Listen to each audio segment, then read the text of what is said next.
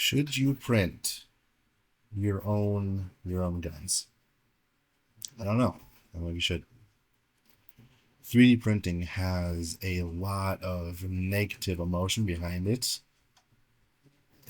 A lot of it's because people assume that if you're going to 3D print a gun, you have really bad intentions. You're a criminal, you're going to do criminal stuff.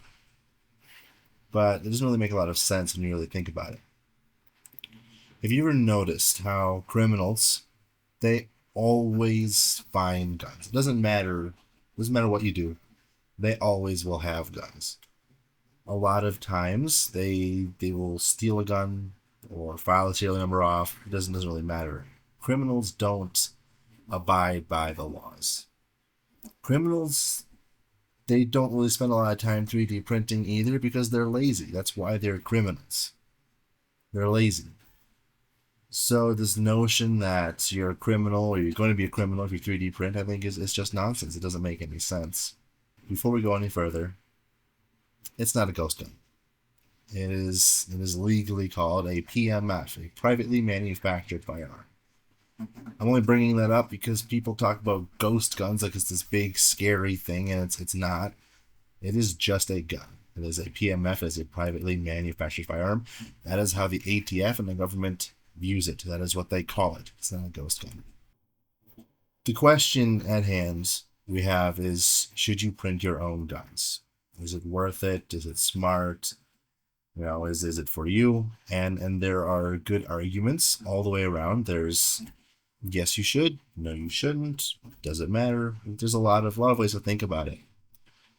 So the first thing you got to think about when it comes to printing versus buying, building versus buying, it's going to be time. It is not a quick process to build your gun. I mean, yeah, it's not. Typically speaking, if you're gonna go buy a gun, say you have your CPL, CFP, whatever your state calls it, you're gonna go to your store, give them your CFP, fill out some paperwork. They're gonna run an instant background check, and you're gonna walk out there with your gun 30 minutes, hour tops. Super easy, super fast. Even if you don't have, let's say it's your first time buying, you've never purchased a gun before, totally new to this, but you can legally buy one. You go to the store, fill out some paperwork, they'll do a background check, they'll send you home, and maybe they'll call you back that day, or they call you back the next day. You'll go back and you'll get your gun. Still, it's a 24-hour process at best, even if you're in a more strict space or stage, where you want to call it. So, 3D printing, it's gonna take you start to finish a week. First, you have to print the frame. You have to source all of the parts, the internals. You're gonna buy them online because most gun places don't carry all the internals. You have to order all the different parts and everything. It's gonna take a few days to a week to get to you, and then you do the whole process of assembling everything. So to build, it is not time effective. It is not going to save you any time whatsoever. So if you're thinking, oh, it's easier to build, it's not. It is significantly more difficult to build a gun. Point number two, money. It is usually cheaper to build, but there's a few caveats with that. And for one, it's not a huge difference. Um, you're gonna save maybe 15% if you're trying to use quality parts. If you're gonna go the cheap route, the cheapest route you can, maybe like 40%, but you have to factor in the printing, the electricity, the filaments, the printer itself. All these things cost money. So think about it. You're not really saving a whole lot, especially not if you want to use really good parts. The next argument, this is kind of like a more neutral stance, but the next thing is the idea of registration. So really, the only genuine, like, real difference between your ghost gun and PMF, what do you want to call it, it's registration. The ghost gun, the PMF, it doesn't have a serial number, and then the one you bought at the store does, and that's really just about it. On the idea of the whole, Second Amendment, freedom, your rights, those are all a valid argument for why you shouldn't necessarily have to register your gun.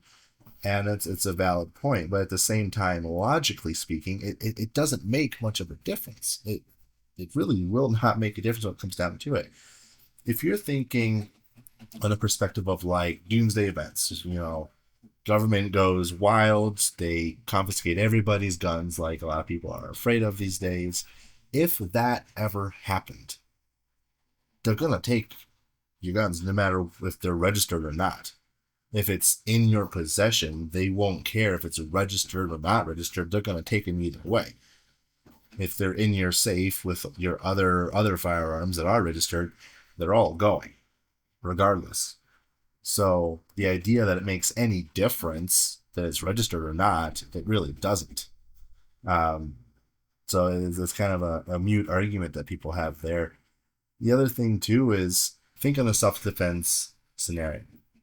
The process going through if you used a serialized firearm for self-defense or a non-serialized firearm, the process is identical. It doesn't matter. There's no difference. Where I live, at least, you can carry your PMF no issue. You can concealed carry it just like any regular gun. It's just a gun. You can do the same things with it. But if you're going to use it in a self-defense scenario, it's going to get booked into evidence. It's going to go through all the typical paperwork, and it's going to be connected to you. So, in that event, again, the whole no serial number thing, it doesn't matter. It really makes no difference. The only difference, the only argument to be made for the whole no serial number, no registration, it is simply to utilize your rights. These are your constitutional rights. If you don't use your constitutional rights, they get forgotten about, and if they get forgotten about, eventually they can go away. So it's a neutral argument. It can really be thought of. I think it's important that people don't go into this thinking, oh, like it's a huge difference if you have a PMF, a ghost gun, or not. It in terms of realistic scenarios, it doesn't make a difference. That being said, there are some positive arguments. So if you go to the store and you buy a firearm. So for example, I have these two right here. One of these is a PMF. One of these is not. If you just go and you purchase this one right here, this is my 2011. I like it quite a lot. It is quite a great focus here. It is quite a great firearm. This camera's supposed to focus on me. There we go. It is quite a great firearm. I really like it. But here's the reality of it is, I don't know what the inside of this, how it all exactly functions, because I just bought it like this, right? There's no reason for the average person to know what do all the little parts inside, how do they work, what do they do, how do they contribute to the entire gun working. Now, with this guy, I built this from the ground up. This is from scratch. Everything. Every single last piece is completely from scratch. So, I know how this works. I know every last bit about it. I know what makes it function. I know how it functions. I know what every single part, every screw, every spring, how they contribute to making this work. And as a result of that knowledge, I know better how to handle it. I know how to be safer with these guns because I know what everything does. There is nothing that can surprise me. When you're building your own gun, you know everything about it. At least you should know everything about it. So with that, you will just be a lot less prone to a dumb mistake. Something, oh, I had no idea this was possible because whatever reason. You just know everything about it. And I think it goes a long way to the argument of gun safety. You should know everything about your gun. You should know how they work and everything inside of them, how they work. Before I started building these, before I started doing this, I had no knowledge of the internals of these. I was clueless. I have prior training from law enforcement. I have prior training from a bunch of different things. So I'm very well experienced in the use of these. I know how they work. I can use them all day long. That's totally fine. But when it comes to what's inside of it, I had no idea. I had never had a need to know that. Um, and maybe some people are different, and some people like to take things apart. But the average person who's gonna go purchase a gun or two here and there, or an enthusiast just getting into things, typically is not going to start taking these apart, especially when they spend thousands of dollars on them, because there's this fear: what if I break it? Like, what if I take it apart and I cannot get it back together?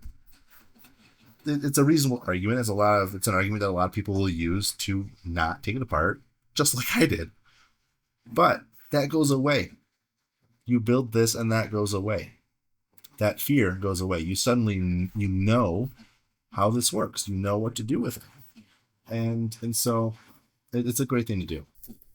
And an argument that I like to think of when it comes to the whole, why do you need to print your own gun? Why do you need to build your own guns? Like, it's not safe, blah blah blah blah. People that don't like people are against it. It's like this. A person who loves to build a birdhouse doesn't need 50 birdhouses. He has no use for 50 birdhouses. It's the most pointless thing to have. But he loves building them. He'll build them over and over and over, and eventually he starts, giving them to his friends or whoever, whatever he does with his 50,000 birdhouses, because he loves building birdhouses. It's the same exact concept. You're building something. You love what you're building. It's fun to do. Gives you knowledge. It's a hobby. You spend your time doing something creative. You have a good time doing it. And you enjoy it. And in most places, it's perfectly legal. Obviously, if it's illegal, don't do it. But for those of us who live in most states where it is legal for most people, it's no different than the person who likes to build birdhouses, or the person likes to really build anything. Like, it is just another thing to build, another thing to master. And I think that's fantastic. And I think if you are passionate about something, you love things like this, it is a great way to spend your time. It's fantastic. So aside from all of these points that I've talked about, granted not a ton, but aside from these points that we've talked about, there's a very big difference when it comes to quality. So for example, like I said, I have these two, right? This is a 2011 model. This is a PMF. This is much higher quality. It is significantly higher quality. This costs a whole bunch of money. It is almost entirely metal, including the frame. Some of it is polymer, but it's mostly metal. It is incredibly well balanced. The trigger pull is incredibly smooth. It is a very, very good shooting gun. I love it. It's great. Everything about it is fantastic. It has a lot of awesome features. The balance, I guess it is a very good, high quality firearm, and I really enjoy shooting it. It also comes with a price tag. This, it shoots well. It really, you see this? Yeah. It really shoots well. I was actually impressed. I'll be honest, I was impressed. I didn't think it would shoot as good as it does. But on the same note, it does not shoot the same as the 2011. It just doesn't. It really does not come very close. It's a harsher trigger pull. It is a harsher recoil. The balance doesn't feel quite as good in your hands. Being a lot more plastic, it's different weight, different balance. Like, it is just not the same experience. So if you're thinking of printing along the lines like all you're going to do is print, you're not going to register any guns, you're just going to have PMFs, you're missing out. You are really missing out on great quality guns that are frankly a lot more fun to shoot. Like these they're good, they're fun, they're all fun. All guns are fun. Let's not forget about that. But it's just not the same. It is not the same. I think a mixture of both is good. A mixture of the two is healthy. And so with that, your rights, the Constitution. You have these rights. Use them.